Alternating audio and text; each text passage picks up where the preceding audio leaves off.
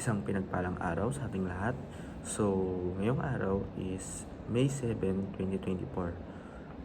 Ngayon is ipagpapatuloy lang natin yung ating nasimulang series netong kahapon. So, bago natin simulan yung ating series na tinalakay, muli muna natin balikan yung ating series na tinalakay netong nagdaang linggo. Para dun sa mga tao na bago lang na tagapanood at tagapakinig ng ating talakayan sa ating devotion. So, yung tinalakay naming series na itong nakaraan ay God's sovereignty. So, ayun yung the word sovereignty is God is so powerful na lahat na nakikita natin sa mundo to, maski plants, animal, heaven and earth, miski tayong humans is God's made. So, ganun kapangyarihan ang meron ng Panginoon. So, ang series na tatalakay natin ngayon is being disciple. So, kailangan ma-disciple tayo ng Panginoon. Kailangan maging follower tayo ni Christ para sa ikaganda or ikabubuti natin. Kasi, pag di tayo na-disciple, mananatili pa rin tayo sa mga flesh na nakuha natin dito sa mundo ito. So, kailangan ma-disciple tayo ng Panginoon at maging ma-disciple din natin yung iba ng nakapaligid sa atin. So, ang Bible verse na tatalakayin natin ngayong araw ay John chapter 6 verse 66 to 69. So, sabi dito, mula nooy marami sa kanyang mga nag-alagad ang tumalikod at hindi na sumama sa kanya. Tinanong ni Jesus ang 12, at kayo gusto niyo bang umalis? Sumagot si Simon Pedro, Panginoon, kanino pa po kami pupunta? Nasa inyo ang mga salitang nagbibigay ng buhay na walang hanggan. Naniniwala kami at nagtitiyak namin na kayo ay banal na mula sa Diyos. So,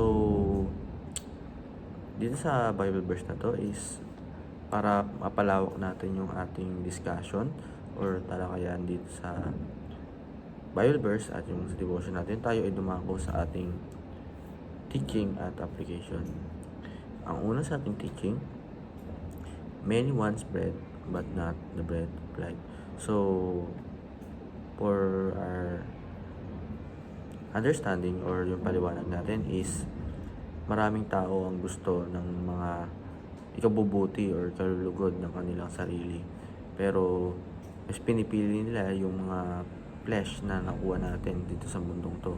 Yung mga flesh na ikakaganda or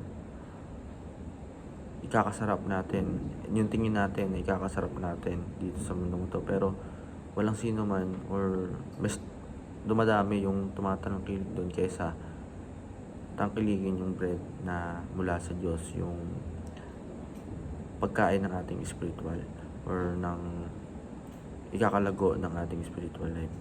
So, kailangan palaguin din natin yung ating spiritual life. So, pangalawa, no one falls out of love in Jesus. Walang sino man yung nahulog doon sa pagmamahal, or may nahulog pero hindi lahat ay nahulog doon sa pagmamahal ng Panginoon. Number 3, Jesus has no substitute. So, yung Panginoong Jesucristo is anak ng ating Panginoon na si God. Pinadala siya para tubusin at iligtas tayo sa mga kasalanan.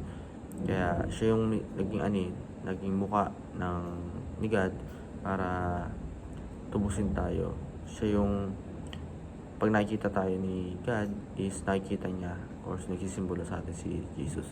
Siya lang yung nag-iisang anak ng Panginoon na hindi man lang siya mapalitan kahit kailan. So, sa application, decide and do not turn your back.